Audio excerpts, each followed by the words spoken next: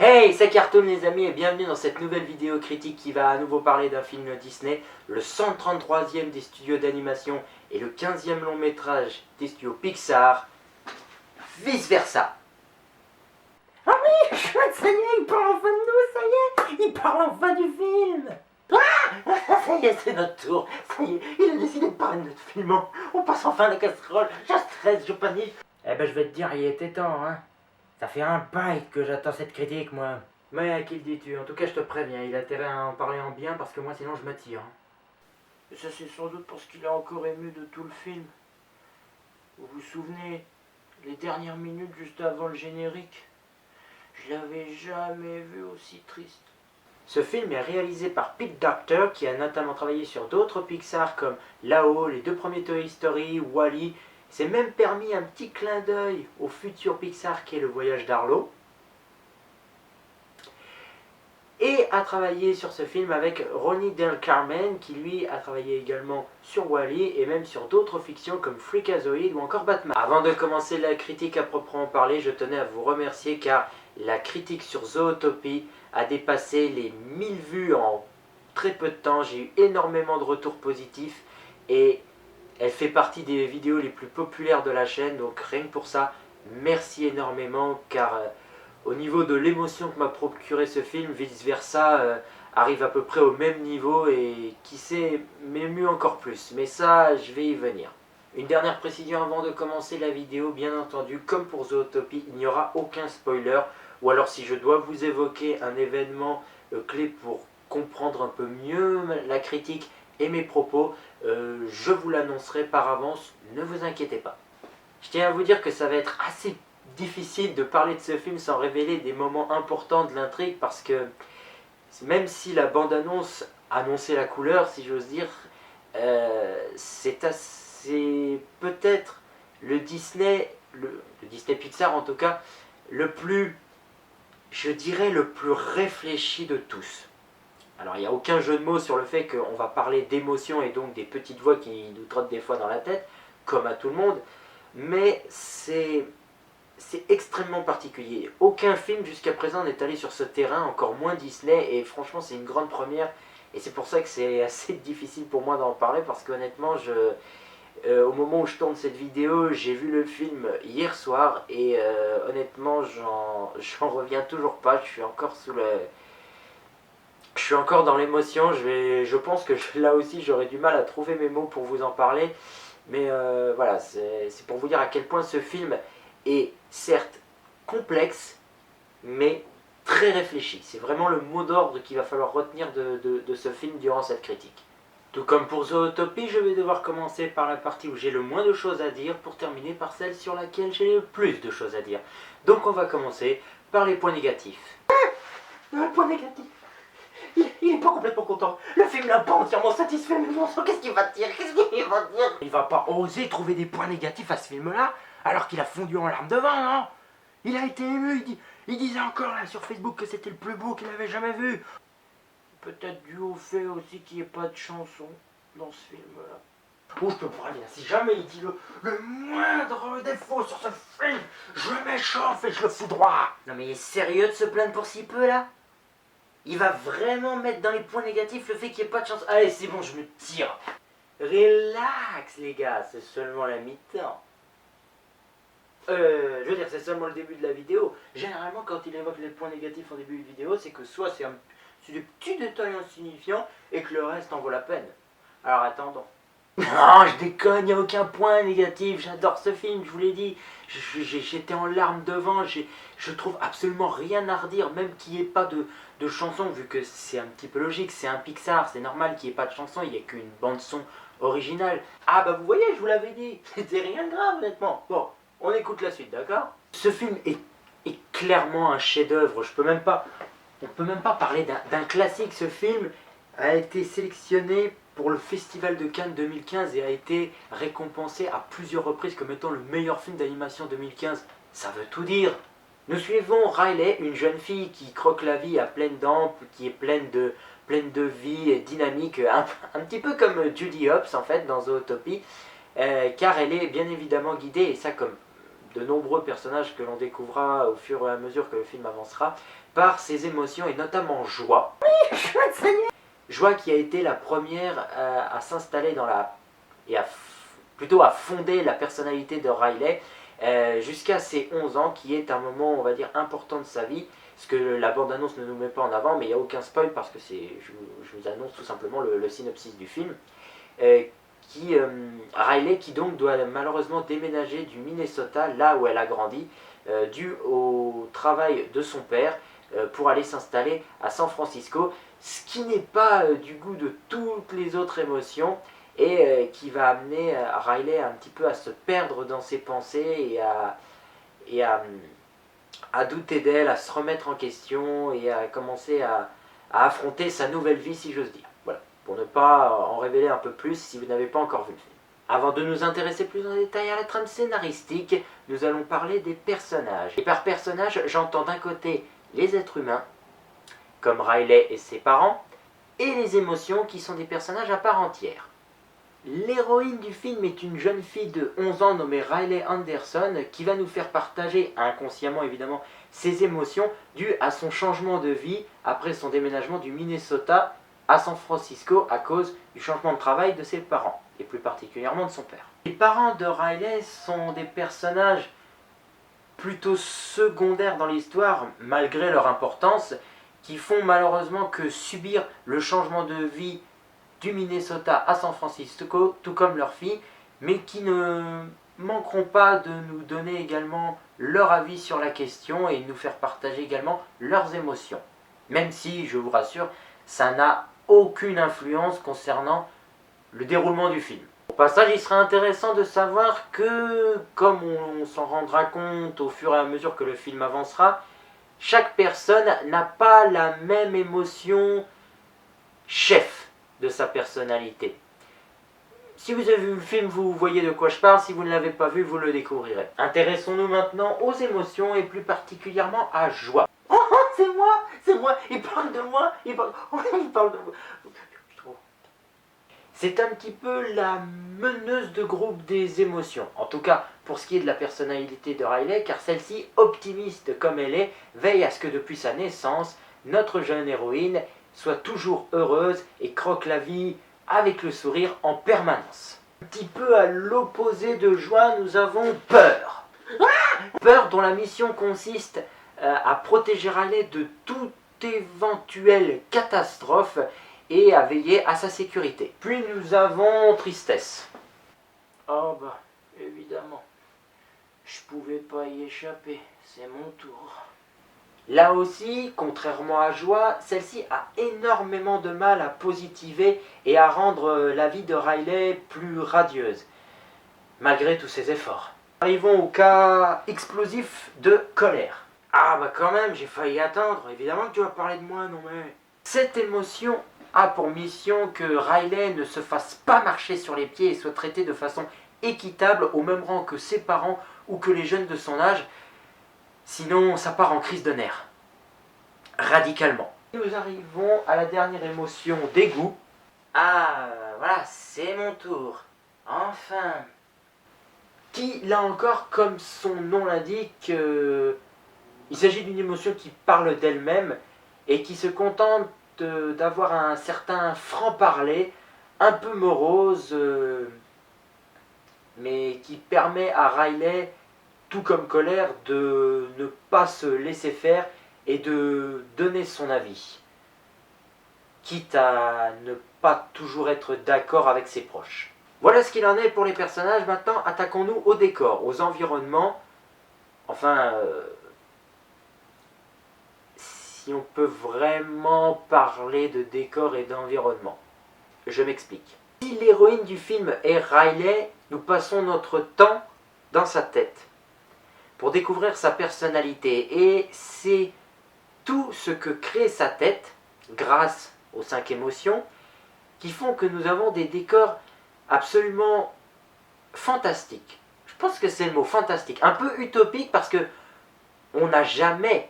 Disney ne nous a jamais proposé d'aller dans la tête d'une personne pour découvrir son univers, son jardin secret. Voilà, ça serait le mot. On découvre le jardin secret de Riley au fur et à mesure des années, au fur et à mesure que cette dernière s'est construite grâce aux expériences qu'elle a vécues avec ses parents, avec ses amis. Et là encore, c'est malheureusement un élément sur lequel je ne peux pas trop m'avancer parce que bien que le film soit sorti l'année dernière au moment où je fais cette vidéo, il se peut qu'encore beaucoup de personnes ne l'aient pas vu et ça serait vous révéler un élément important, des éléments déclencheurs de l'histoire. Mais tout ce que je peux vous dire, c'est que les scénaristes et tout simplement l'équipe de réalisation du film a fait un énorme boulot, un très très très bon boulot concernant la façon de matérialiser et de représenter l'esprit d'un enfant concernant ses émotions, ses souvenirs et tout ce qui fait sa personnalité en fait. Pour mieux comprendre comment des émotions, même symbolisées par des petits personnages, pourraient être les héros d'une intrigue, d'une trame scénaristique, je me dois de vous exposer un contexte, une situation banale, parce qu'il faut admettre une chose, c'est que même si la bande-annonce était tentante de découvrir à quoi ressemblaient et comment étaient représentées les petites voix dans nos têtes, comme on avait eu l'habitude de voir dans des cartoons la bonne et mauvaise conscience représentée par un ange et par un petit démon, le film ne nous explique pas pour autant à quoi nous attendre. Donc voilà une situation banale où les émotions sont mises en avant et nous présentent leur rôle. Donc sans vous spoiler à aucun moment du film, je vous prends une situation banale qui vous serait mise en scène et qui vous ferait comprendre on va dire une journée type, une mission dans la tête de Riley ou d'un autre personnage qui possède également ces 5 émotions. Une situation du quotidien, Riley qui découvre de nouveaux goûts, de nouvelles saveurs. La pizza. C'est hasard, comme ça. Les 4 émotions, tristesse, dégoût, colère et peur, à la vue donc de ce nouveau mets, pourrait faire en sorte que Riley soit assez prévenante, soit mise en garde, si j'ose dire, contre cette nouvelle saveur qu'elle ne connaît pas. Même si, on va dire que dans notre entourage, on a tous quelqu'un qui aime la pizza, mais il y a toujours une exception qui confirme la règle, et c'est souvent dû à ses émotions, au vécu que l'on a pu ressentir à ce moment-là. Donc ces 4 émotions, tristesse, colère, dégoût et peur, vont se contenter de protéger, si j'ose dire, Riley, pour éviter qu'elle ne s'empoisonne, pour éviter que cela ne lui cause des problèmes alimentaires, que ça ne la complexe, enfin voilà, tous les points négatifs que pourrait lui apporter la pizza à son moral. Alors que Joie, dans ce cas-là, va tout mettre en œuvre pour faire en sorte que Riley apprécie ce mets et mettre d'accord les autres émotions à ses côtés et faire en sorte que tout le monde soit satisfait du résultat. Donc voilà, Tristesse va par exemple dire que c'est vraiment le plat du pauvre que l'on fait comme ça pour quand on n'a pas d'idée de cuisiner et que cuisiner nous fait de la peine ou nous ennuie. Peur va nous mettre en garde contre éventuellement le problème de grossesse ou de malbouffe que la pizza peut représenter. Colère ne sera pas d'accord avec ce sujet et voudra rebeller à ce moment-là pour mettre en scène par exemple, je sais pas, Riley en train de dire ah non, j'aimerais autre chose, j'ai pas envie, on va pas se contenter tout le temps de pizza. Et Dégoût va faire ah non, c'est pas possible, attends, c'est de la malbouffe, c'est plein de gras, c'est mauvais pour ma santé, etc. Alors que Joie va tout simplement trouver un parfait va réussir à contredire leurs propos en leur disant oui mais honnêtement c'est plein de saveurs, on peut mélanger des goûts, des ingrédients, c'est un repas autour duquel la famille elle se rassemble, il y a différentes variétés et puis ça nous fait passer un bon moment et c'est pas si mauvais du moment tant qu'on n'abuse pas des bonnes choses. Voilà, ça c'est la mission de chaque émotion lors d'un contexte du quotidien. C'est là où ce Disney, ce Pixar est extrêmement subtil. C'est pour ça que je recommande notamment d'avoir un certain âge, plus ou moins mature, avoir peut-être l'âge de Riley, ouais, minimum 10 ans pour comprendre les enjeux du film. Et c'est vrai que pour ce cas, enfin pour le cas de vice versa, ça pourrait énormément parler aux parents. Ça pourrait aussi énormément les toucher et comprendre à quel point l'écoute, l'attention, la compréhension et l'amour, la complicité d'une personne avec ses proches est importante. Les émotions jouent un rôle capital dans notre vie et c'est tous les enjeux que met le film en avant. Donc on en arrive rapidement à la conclusion de ce film, oui, parce que comme je vous l'ai dit, je ne pouvais pas vous en dévoiler plus, autrement j'en serais venu à vous raconter le film dans ses détails. C'est que ce film, comme je l'ai dit, est le Pixar le plus réfléchi au monde. Il est touchant, il est émouvant, il est drôle, il est bourré de personnages charismatiques, de décors fantastiques, de bonnes idées, tout simplement de bonnes idées, de références à la vie de tous les jours, aux situations du quotidien, des mises en scène et une représentation, je dirais, idéale de la vision qu'ont les gens en général. Si nos émotions devaient être représentées par des personnages, ce film franchement a réussi son coup parce que je pense qu'on n'aurait pas fait mieux. Et je terminerai sur un dernier petit aparté avec une vidéo de Wonder Hook Studio qui nous fait part d'une anecdote concernant la réalisation de ce film qui à la base ne devait pas comporter que 5 émotions, qui ne devait pas en comporter 10, mais qui devait en comporter 26. 26 émotions, et il nous présente notamment des croquis de l'équipe de réalisation qui nous présentait des émotions comme ennui, espoir, cupidité, enfin. Je vous invite à regarder sa vidéo et je vous mets notamment le lien en barre d'infos. Parce que, très franchement, c'est vrai que si on avait dû faire un film vice-versa avec autant d'émotions, bon, ça aurait été intenable, et d'autant que certaines émotions se seraient complétées avec d'autres. Je vous mets notamment ce schéma qui vous montre un petit peu les fusions de 2 émotions parmi les 5 présentes dans le film et qui aurait renvoyé à certaines des 26 présentes à la base, mais qui au final auraient pu être combinées par simplement l'association de 2 de ces 5 émotions principales. Je vous laisse quelques temps parce que,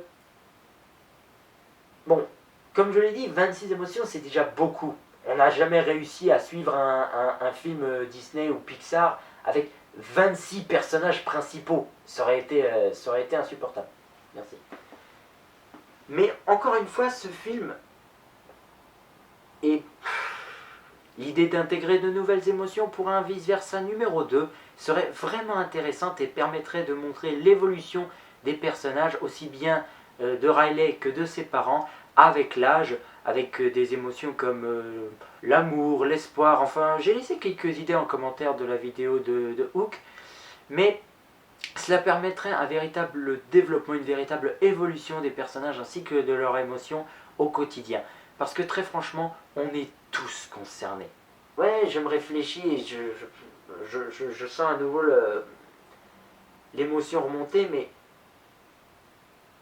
allez le voir. Regardez-le, ce film, en DVD, en Blu-ray, en famille, entre amis. Ce film, il va vous faire du bien. Ce film, c'est une représentation idéale de l'esprit. Je ne vois pas comment en parler autrement. Et je terminerai sur un dernier point. Un personnage secondaire dans la personnalité de Riley qui aurait dû être un peu plus mis en avant. Aussi bien sur les affiches, sur les jaquettes du film, dans l'histoire, etc. Je ne vous en dis pas plus parce que j'aimerais vous parler vraiment en détail de ce film. Mais vraiment, ce que j'ai ressenti, pourquoi ce film m'a clairement retourné l'esprit. Autant dire c'était sans dessus dessous. Traduction canadienne, enfin québécoise du titre, vice versa. Mais bon, je vous donne son nom. Je ne vous dis pas quel rôle lui est attribué en ce qui concerne la personnalité de Riley. Mais le personnage de Bing Bang, pour ceux qui ont vu le film, aurait dû pour moi être encore plus mis en avant. Même, comme je l'ai dit, sur les affiches, sur les jaquettes, quand on parle de vice versa, on devrait avoir les 5 émotions et Big Bang. Je ne sais pas ce qu'en pensent ceux qui ont vu le film, mais honnêtement, si j'avais un petit point, un petit regret concernant ce film, c'est que le rôle que ce personnage a dans ce film n'a d'importance que lorsqu'on le voit à l'écran. Lorsque on s'éloigne de lui, alors s'éloigner c'est une image, hein, vous comprendrez en regardant le film, mais quand on s'éloigne de Big Bang, il perd malheureusement de son intérêt et je trouve ça dommage. Voilà. J'ai envie de dire ça aurait pu faire partie des points négatifs, mais honnêtement, ce personnage est aussi attachant, charismatique et touchant que les émotions ou même que les êtres humains, que je le considérais pas comme un point négatif, mais simplement un petit regret. Voilà. C'est ainsi que s'achève cette nouvelle vidéo critique sur ce nouveau film Disney. J'espère qu'elle vous aura plu. N'hésitez pas là encore, comme pour Zootopie, à me faire part de votre avis dans les commentaires. À cliquer sur j'aime si la vidéo vous a plu et à la partager autour de vous. Enfin, je commençais à avoir à nouveau ces émotions qui me remontent, qui me reviennent en tête, mais voilà. Partagez ça y est, cette vidéo. Ça y est, c'est enfin fini. Oh, la vidéo critique est finie, punaise. Franchement, il a tenu le coup, j'aurais jamais cru. Moi, j'ai failli craquer. Je sais même pas comment il a réussi à dire tout ce qu'il avait à dire. Oh, ça va, arrête de t'emballer et de te faire des films, je vois pas pourquoi tu stresses. Ce film lui plaisait à fond et il a exactement dit ce qu'il fallait dire. Ouais, ben il a de la chance, hein. Il a de la chance que c'était pas moi qui étais au contrôle de ses émotions, parce qu'honnêtement, il a cherché ses mots plusieurs fois, il s'est répété. Il a de la chance que sa critique ressemble à quelque chose, parce que moi, ça m'aurait insupporté, j'aurais tout fait recommencer depuis le début. Non, bah moi je trouve que il s'en est bien sorti. Il a dit ce qu'il fallait, c'était assez touchant, et c'est vrai que comme il pouvait pas tout dévoiler non plus, il a plutôt bien parlé de ce film. Ouais, pour une fois, je suis d'accord avec Tristesse. Et je pense qu'on peut tous être d'accord. Il s'en est bien sorti. C'est une critique construite, il a fait ses différents plans, il n'est pas passé par 4 chemins, il a bien exposé la situation. Franchement, c'est peut-être pas la meilleure des critiques, mais honnêtement, il s'en sort très bien et moi je suis fier de lui. Parce que très sincèrement, voilà, ce film, j'en ai la même conclusion que pour Zootopie, il faut aller le voir. C'est très rare des films Disney, qui plus est des Pixar, qui vous font réfléchir à ce point et qui vous touchent aussi profondément. Sur ce, merci encore d'avoir regardé cette vidéo, portez-vous bien, gardez le sourire, et bye. See aim.